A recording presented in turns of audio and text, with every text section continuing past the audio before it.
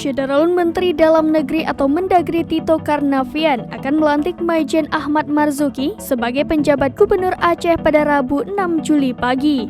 Beredar kabar bahwa Ahmad Marzuki masih menjadi prajurit TNI aktif, namun kabar ini dibantah oleh pihak Kemendagri yang menyebut Ahmad Marzuki sudah pensiun. Hal ini disampaikan oleh staf Sus Mendagri, Castorius Sinaga, seperti dikutip dari Tribun News. Casto mengatakan Ahmad Marzuki saat ini berstatus sebagai purnawirawan atau sudah pensiun. Menurut Casto, pelantikan Ahmad sebagai PJ Gubernur Aceh berdasarkan keputusan Presiden atau Kepres.